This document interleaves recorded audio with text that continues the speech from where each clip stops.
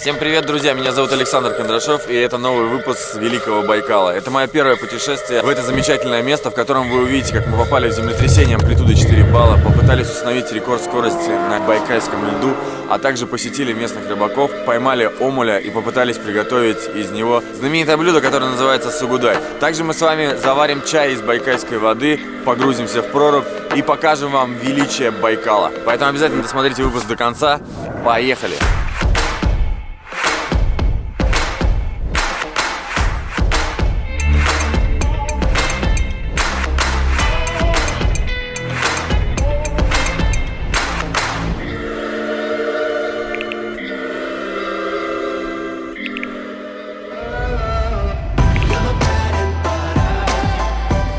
Ночью мы вылетели из Москвы в Иркутск. Полет занял 5 часов плюс 3,5 часа на машине до базы, на которой разместились все участники и гости фестиваля «Дни скорости на льду Байкала».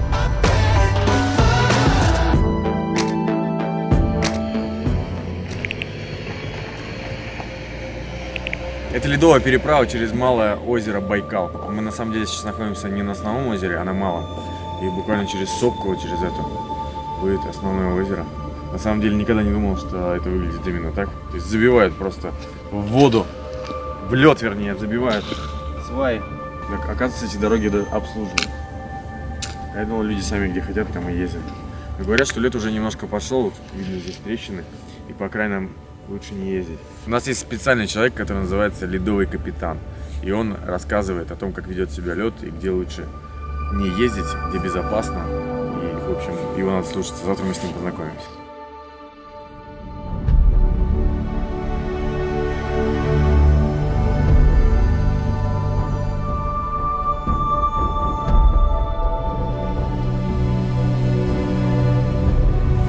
Как ощущение? Наконец-то мы заехали на этот лед.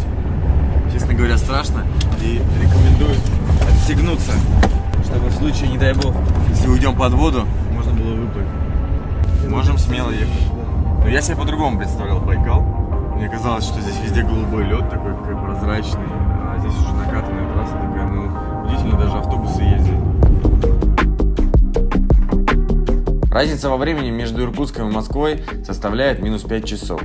После 10 часов дороги мы наконец заселились в дом на берегу Байкала, где могли отдохнуть и подготовиться к завтрашним гонкам на льду.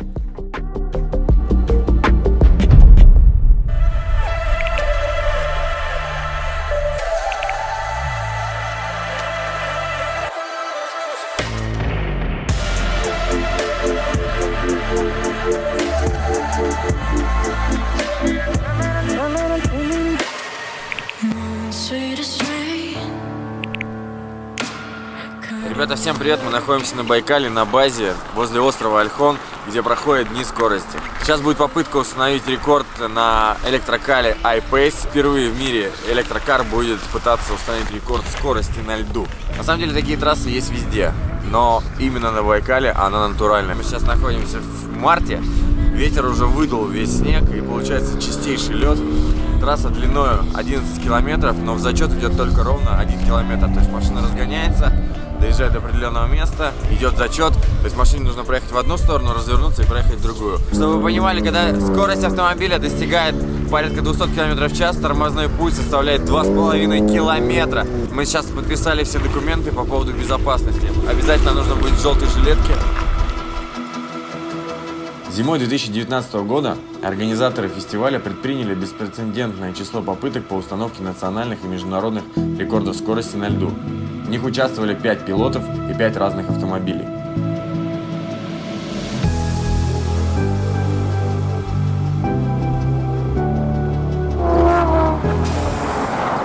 На этой машине используются обычные шины, на которых чуть более 300 шипов. Это единственное в мире резина, на которой есть такое количество шипов. Это Мишлен. И специально для байкальского льда подходит идеально. И вообще для любого льда. Если вы выезжаете за город, то, мне кажется, это самое безопасное, что сейчас есть на рынке.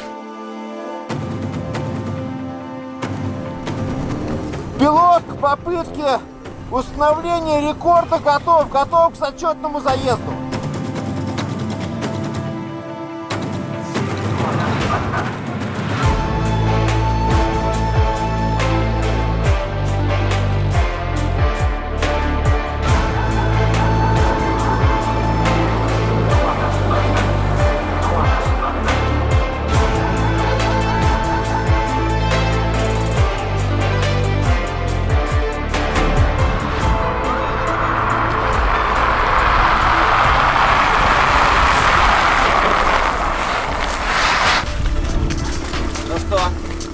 хорошо. Какая средняя скорость была, я сказать не могу, потому что, естественно, это мы узнаем только из протоколов Российской автомобильной федерации, после того, как все документы будут рассмотрены, суммированы, проанализированы показания, и надеюсь, что попытка будет признана успешной, пока мы говорим только о попытке рекорда. Но приборы GPS зафиксировали максимальную скорость в створе на выходе 188 км в час. Учитывая, что динамика очень приличная и автомобиль очень быстро набирает скорость, ну, есть надежда, что средняя будет трехзначная. И это вселяет оптимизм некий.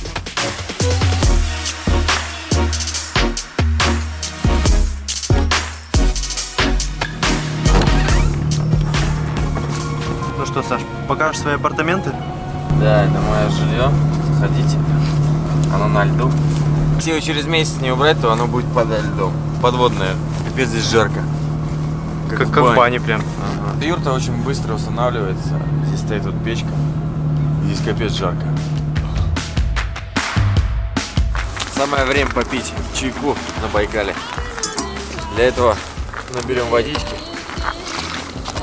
Круто. С привкусом НРП.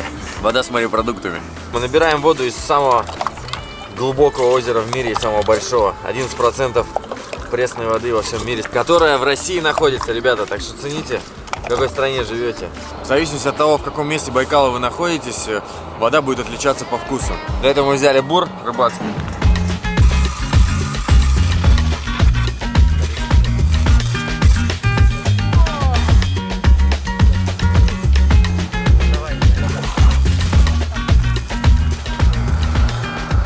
Что, ваше здоровье? Сейчас Байкал на метр выше нормы, поэтому с водой здесь все хорошо. Самое страшное для Байкала то, что выше по рекам делают плотины, производят хлопок, и очень много воды забирается именно из рек, которые питают Байкал. Вот эта проблема важна. А то, что здесь строят заводы для того, чтобы продавать воду, ну ничего страшного нет. Все равно вся земля и Байкал принадлежит национальному парку. Без разрешения национального парка здесь никто ничего не сделает, даже если построят 200 заводов. Гонки на льду, конечно, круто, но этого недостаточно, чтобы познакомиться с настоящим Байкалом. И поэтому мы отправились искать местных жителей. Но я знаю, зачем вы пришли, поэтому мы будем искать не просто местных жителей, а именно рыбаков. Наконец-то! Едем на рыбалку! Хотя, конечно, поздновато, наверное. Я от инструктора получил уже люлей. Машину поставил близко. Мы писали технику безопасности. Машины должны стоять минимум 10 метров друг от друга. А я поставил 7. Ко мне подошли и сказали: все, раз так поставишь, поедешь домой. Аннулирую тебе пребывание на льду. Все серьезно?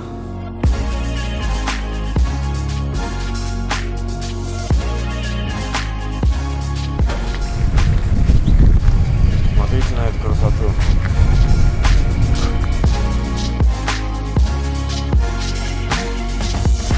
Как пена застывшая, да? Острая. Класс.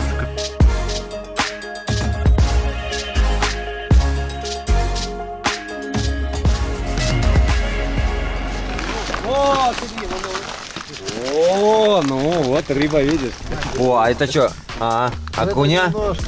А где самая вкусная рыба? Самое вкусное у нас уже в багажнике. Серьезно? Конечно. А покажете? А там люди спят. Это же фигня. Дайте нормальную рыбу. Здоровая будет рыба. Ну, пожалуйста. Там люди спят просто. Говорит, нет. Такая и у нас есть. Ну и все, а что тогда снимаете? Так это ж Байкал. Здесь должна быть другая рыба. А Снимаете можете тогда хотя бы показать, рассудите. на что она ловится-то? Омуль. Ну, на обычной мормышке. Просто? Не омуль. А омуля нет? Хариус. А, хариус. Просто на мормышку, да? Просто на обычную большой? мормышку. Ну нет, мелко. Ну где-то да, как ты показал. Где-то вот так. А омуль попадает? Все равно, мы же не знаем, кто вы. Снимай, брат. Да у меня снимай. Ну ты же меня слышал, я же разговариваю, меня может это голос узнать. Ну это окуня, да, я так Ну смотрю? это окуня, сорока бегает. Ух ты, прикольно. Ты сюда... Вон он. О, смотри, смотри. Класс. Слушай, вы, короче, еще и подводной рыбалкой практически занимаетесь. Да это какая подводная, это просто обычная камера. Ну круто. А видно прям, как клюет подходит, да? Бывало и такое. Можно покрутить ее маленько. А за счет чего она крутит? А, ты просто... Шнура. Шнуру. Сейчас всю рыбу распугаешь. Не-не-не, А какая глубина? 7 метров. Матросик. Ну, грубо говоря, здесь. Что, говорят, вкусные, да, окуня? Не сравнить с речными, да? Байкальская рыба самая чистая, самая офигенная. Круто. А здесь у нас на что ловите, да? Это что такое? А, это цикон? Здрасте. Здравствуйте. Можно вас рыбку поснимать? Здрасте. Ох, ничего себе окунь. Вот это да. И вы откуда? Огонь. Мы из Москвы. Вот это круто. А можно его в руки взять? Да и ради бога. Байкальский. Говорят, нереально вкусный. Надо будет как-нибудь попробовать обязательно. По вкусу отличается? Отличается. Мы долгое время прожили на Колыме, а я там 28 лет, это пахал в Магадане. Ну, вот там, вы знаете, вот этот водораздел Охотского моря, и который идет водораздел Северный Ледовитый океан. Рыба отличается вкусовыми, качественными всем. И вот здесь байкальский хариус, если его ловишь, он точно такой же, как на Колыме. Вот. А попадается там хорошая рыба? Хариус, что-нибудь такое? Омуль? Попадается. и А хариус. зимой омуля реально поймать? Реально. Но очень трудно уже. А большой? Трудно. Ну, средний. Здесь Маломорский. Не, Маломорский он меньше. На юге-то он покрупнее. Вот Посольский омуль там крупнее, вот туда, в сторону Бурятии. Вот таких вот красавцев-матросов ловят на Байкале. Очень сильно отличается по вкусу от обычных речных или озерных. В принципе, вся рыба, говорят, на Байкале, она очень вкусная. Вчера мы ели сагуда из сига. Это было очень вкусно. Опа, а это кто? Это вот то, что ты ждешь. Вот это топчик. Это кто у нас? О, вот она, царская рыба. Омуль ловится на бормыша, а бормыш — это такой рачок, который водится в озерах, прилегающих к Байкалу. А те ребята сказали, что омуль здесь зимой не клюет. Приезжайте летом.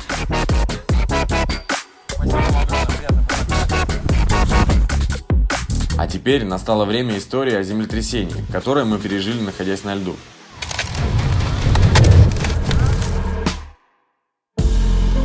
Ближайшее место, где можно было полноценно пообедать, располагалось на острове Ольхон в поселке Хужир. Ребята, это так называемый айсбайк, изобретение местных умельцев. Вот такая вот штука, которая держит равновесие, не падает на льду и очень хорошо при этом едет по льду. И помчали. Только как ее до льда тащить? И даже здесь я встретил своих зрителей. В общем, ребят, смотрите, меня подписчик встретил. И подарил мне вот такой красивый магнит и письмо. Вот такие у меня классные ребята смотрят. Спасибо огромное, ценю прям. Это очень круто.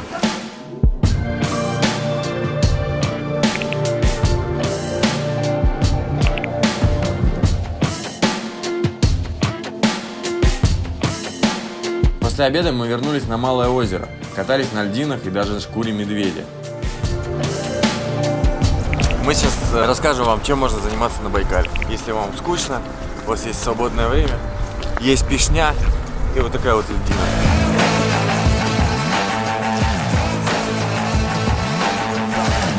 Всем привет, друзья, с Байкала.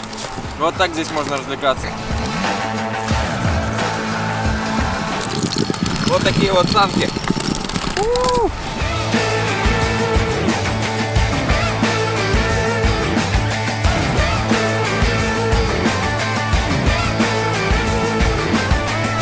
Подписывайтесь на мой канал, ставьте лайки.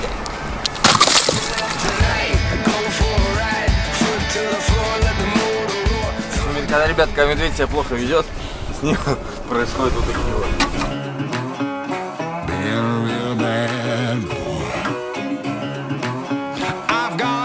Вот так раньше буряты перемещались по Байкалу. На шкуре медведя использовали лошадь и веревку.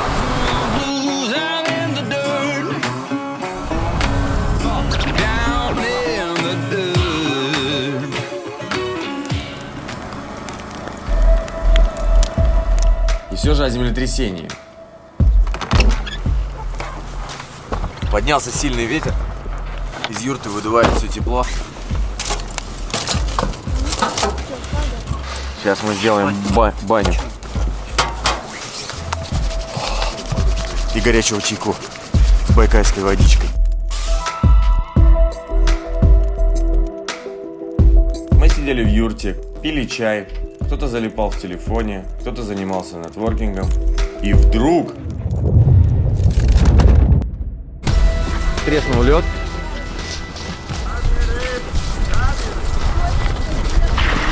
Кто самый быстрый блогер? Кто самый смелый? И что сейчас будет? Ничего не будет. Серьезно? Это землетрясение, видимо. Смотри, вот сейчас она взорвалась, да? Она ее надколола вообще. И сейчас любая подвижка будет вот подниматься вот этот торос. Так это было землетрясение или лед?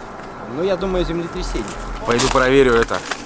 Вытряхнуть надо. Что, был толчок такой и грохот, как будто что-то упало. Но мы подумали, что это лед треснул, а оказалось это землетрясение. А это новые трещины образовались, смотри. То есть верхняя плита треснула. Этого же не было, да? Были вот такие вот большие трещины. А образовалась мелкая сейчас. Как-то так прошел наш первый день знакомства с дедушкой Байкалом.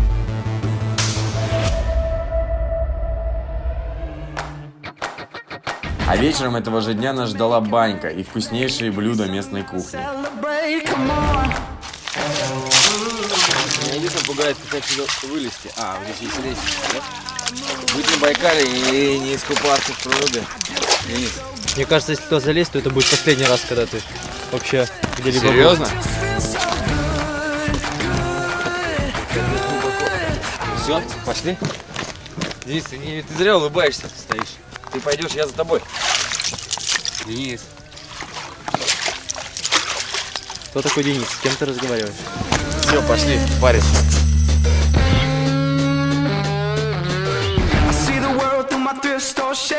Ребята, это Байкал. Не могу себе отказать в удовольствии не искупаться. Жестко, конечно, страшно, но надо.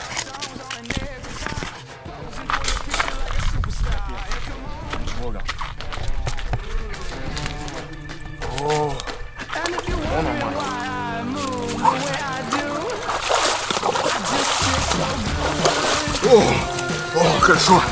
О, Япона, мать. Это Байкал, детка. Все, уже не полный. Было там полный. Вот это кайфец. О, ноги прилипают. О, класс. Как перерождение. Ага, не аж. Наступил на лед, но это круто. Кстати, не так страшно, как казалось.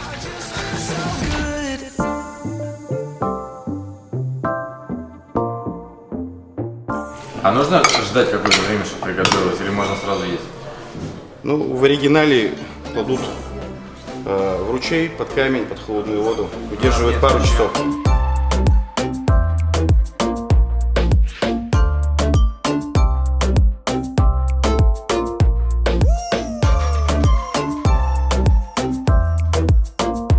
Спасибо огромное. Спасибо огромное.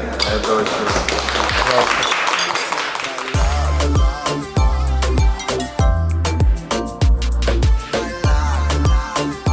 Ну что, попробуем? Да, это вкусно. Вы знаете, вот сырая рыба обычно вызывает немножко отторжение. Она немножко такая противная. Вот это нет. Прям очень вкусно. Можно тарелку целую съесть. Нежнейшее. Можно твое съем? Сегодня выловленный омуль. Это очень вкусно. Жалко, кончился.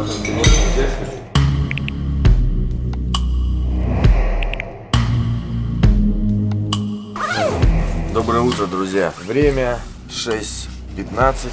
Мы отправляемся на Байкал.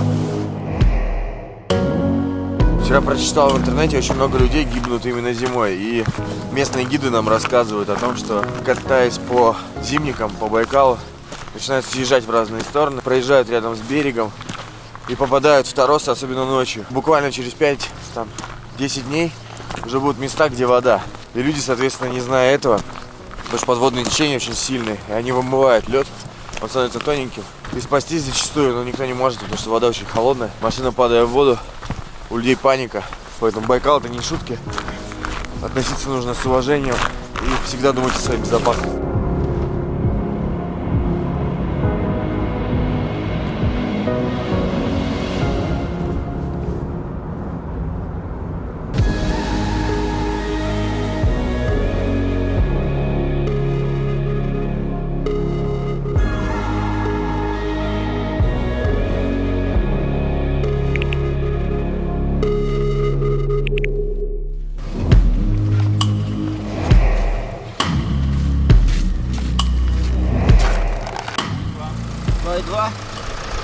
но это чуть ниже. Давай 2,4, да, попробуем, а дальше будем смотреть уже вот стандартного, практически штатного давления будем плясать.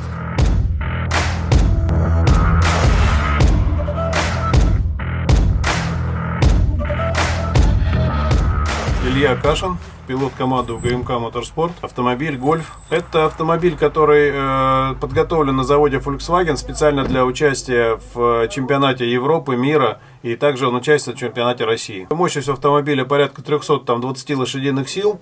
Скорость, соответственно, она, так как машина заточена под гоночные трассы, поэтому здесь не все нацелено на максимальную скорость, но примерно скорость там 265 км в час.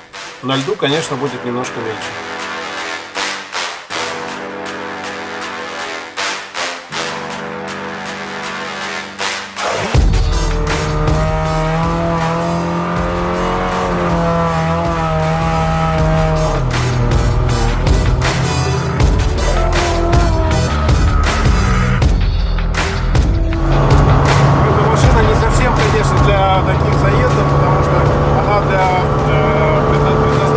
Нормальные гоночные трассы, где есть большое количество поворотов, и все чемпионаты, которые сейчас вот едут, российский чемпионат, повторюсь, европейский чемпионат и мировой чемпионат, происходят вот на таких автомобилях. Это Volkswagen в частности. Сегодня на утренних попытках, соответственно, была скорость зафиксирована 237 км в час. Наверное, 80% времени колеса отрывались от земли, потому что мелкие кочки и большие крупные кочки, и, соответственно, колеса прокручиваются в воздухе. Поэтому достичь максимальной скорости на льду это всегда очень непросто. Итак, мы сейчас на Range Rover Evoque поедем в Газпол. Turn everything up. Turn everything up.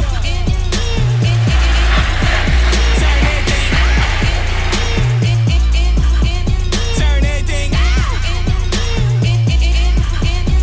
Welcome to the land of the green. В щите 3,4 балла. Эпицентр находился на территории Баргузинского залива. Про землетрясение сказали. Вчера было землетрясение, помните, которое мы вам рассказывали про него?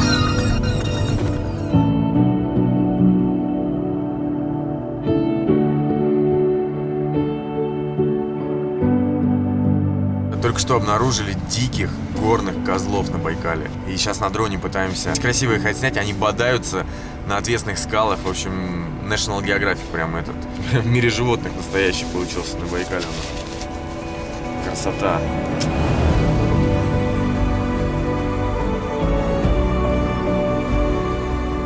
Вообще Байкал превзошел все мои ожидания, и очень хочется вернуться сюда в другое время года и посмотреть, что здесь происходит именно весной, летом и осенью.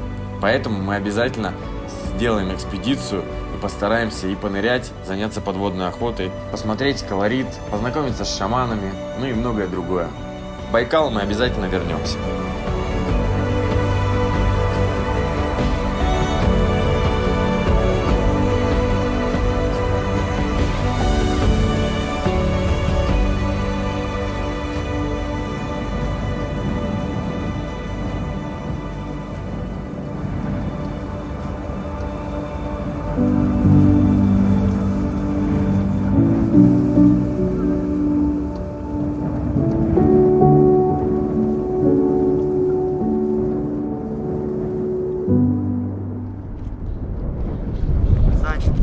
Это крайний закат на Байкале. Крайний, да. Завтра улетаем в Москву. Таких видов не каждый день повидаешь. Да, останется в сердце навсегда и в памяти. Еще обязательно летом сюда вернемся.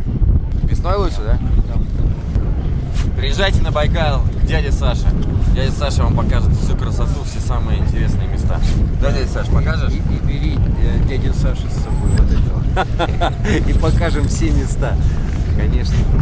Не просто покажем, а его надо душой понять. Видишь? Не так все просто. Здесь понимаешь величие природы. Насколько мощное место. Просто представь себе, сколько здесь воды. Сколько здесь святых мест. Погода непредсказуемая. Можно буквально за несколько часов может поменяться так, что люди, выходящие в Байкал, попадали в шторма. Была даже ситуация, когда мороз, сильная волна, и людей просто прибило к берегу и приморозило. Это ужасно. Погибло больше 100 человек. Эту вот историю нам рассказывал Александр. И рассказывал много-много историй разных про то, как и он вытаскивал людей, которые под лед провалились. Мороз минус 20 на улице. А он рассказывал историю, когда минус 32 они людей доставали. То есть люди провалились, шли несколько километров, они их догнали на буханке, посадили в машину, у людей получается обморожение, ожоги, их надо вскрывать, резать. Вау, в общем, жесть.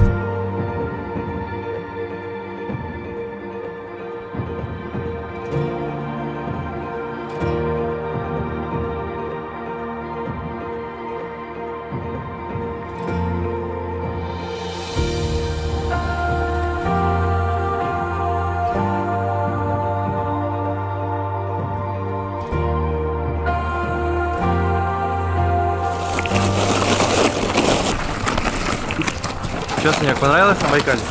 Ага. Удобно? 3 дня, правда, мало. Может, останешься еще? Можно, да.